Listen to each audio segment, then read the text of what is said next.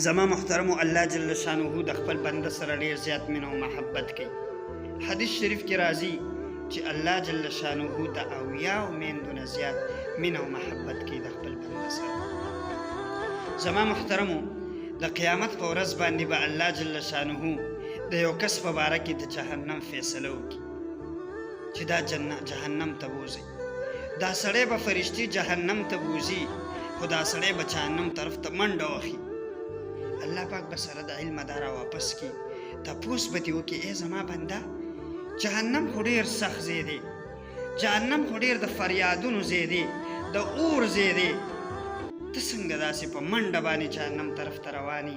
دا به ورته وایي ای زما ربه په دنیا کې مې ستا یوه خبره م نه وه منلې، په دنیا کې مې نافرماني کړې وه، په دنیا کې مې سرکشي کړې وه.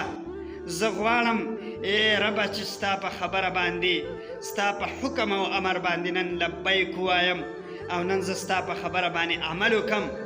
الله جل شانه به فرشتو ته حکم وکړي ای زما فرشتو زما دا بنده جنت ته بوځئ، دی د جنت مستحق دی، د ده په زړه کې اوس هم دومره رحم شته، د خبرې منلو دومره دغه شته دی او دومره رحم د ده په زړه کې شته، او زه ارحم الراحمین یما، زما د رحم سره دا خبره مناسب نه ده چې زه دې خپل بنده ته مغفرت ونه کړم. الله به هغه بنده ته مغفرت وکړي. زما محترمو الله د خپل بنده سره ډېره مینه محبت کوي او د خپل بنده د مغفرت او د بخشش دپاره الله باني لټوي. زما